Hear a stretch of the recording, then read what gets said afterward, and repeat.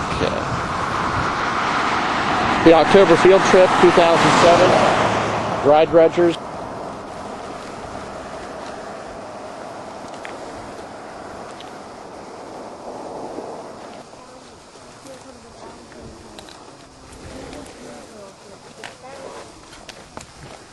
We've been here maybe 45 minutes, and everybody is finding just dozens and dozens of horn coral. Easily, very easily to find. So this is really, really a rare treat for us to find this many so fast and effortlessly. This is a picture of horn coral depicted what it looked like when it was alive.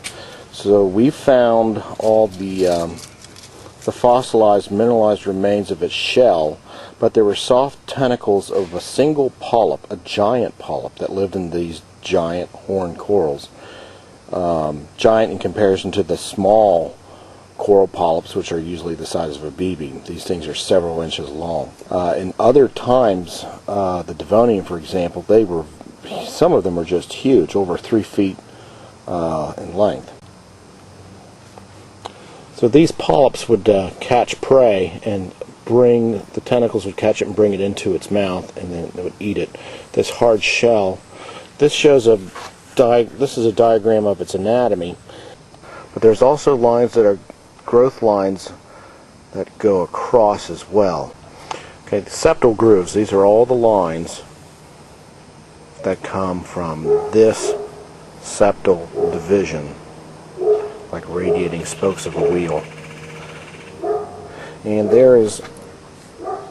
the minor ones only stick out a little bit, and the major ones go all the way to the center. Now, I should tell you that most of the horn coral we find fossilized, especially the larger ones, are often infilled with debris, mud, and silt, and we don't see this too often. You see it very commonly on the very small ones, but the big ones often get infilled. It's the biggest one I found, and I found it because by accident I was trying to get another one that was like about 2 inches bigger than this one, longer and wider, and it went all the way up to the top. But when I reached for it, it was very at the top, and it was a steep ledge. I was holding on to a tree, and then I let go, and I fell way, way down. And that was completely, couldn't find the other one. But then I found this one right as I put my hand down. That's quite a long story. So this is his biggest one. I guess that's about 7 inches or so. Okay, cool. Very nice. Did you find some big ones? Needs to be cleaned up at home. The boys were sticking the fossils in the wrong boxes. We're trying to segregate these so each person can have their own collection. Oh, yeah.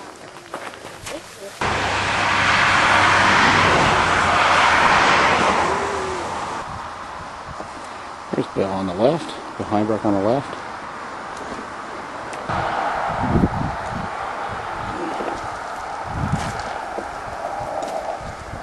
That happy grin on his face, all those fossils. I'm going to show him some sock. Coming out of a big sock, sort of like something from Dr. Seuss. Alright, check out this coral with all the babies attached to it. This is incredible. 1, 2, 3, 4, 5. Okay, so it's a big bryozoan with baby corals attached. That's just beautiful. I love this. Wow, that is sharp. This is the underside. There's a snail. That's a little coral. Look at the big round marble-like brachiopods. Lots and lots of horn coral. Oh, found an unusual brachiopod. Okay, here's the backside. Here's the hinge. What's unusual about this is look at the way that crest comes up in the middle. That's beautiful. It's not like anything we see locally close to Cincinnati. I have to look that up. I don't even know what that is. That is so cool. That's the fun thing about our farther field trips. We get into fossils we don't ordinarily see around town.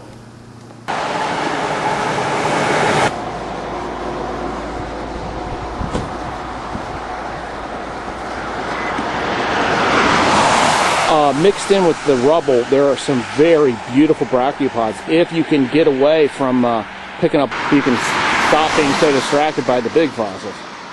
Okay, these guys, this is their collection here in this truck. These are the things that they've collected.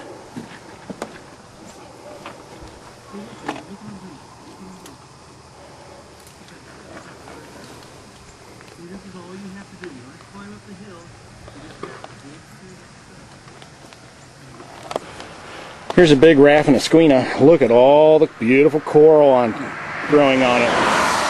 Just gorgeous. You can see we get excited about Ordovician fossils. And here's a close-up of the coral. Just encrusting this brachiopod seashell. And then it looks like we've got an inarticulate brachiopod too. It's like a small fragment of a cephalopod. Oh, look how pointy it is. No ridges. God, it almost looks like a belemnite from someplace else, but that's... Huh.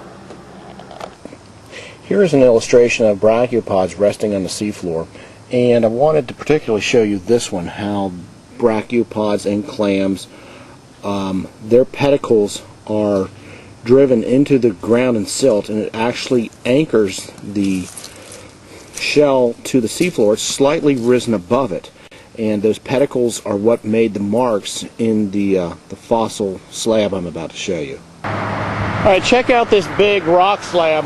I'm guessing along the diagonal that's about 4.5 feet, almost 5 feet. This huge slab is full of trace fossils. Look at all the holes. Here, here, here, there. All these little holes, and this was soft, oozy mud that has all solidified and lithified, so it's now hard stone today. But in the ancient past of the Ordovician seabeds, all these little indentations were probably the pedicles of one of the seashells. Now, I'm not certain if it was a clam shell. Usually that's the case. Clam shells, the pedicles, the muscle that holds them anchored to the seafloor would make these kind of indentations. So it's either brachiopod or clamshell pedicle indentations in the mud. Almost looks like a sponge, it has so many holes in it. Really amazing. There are several slabs like that here on the site.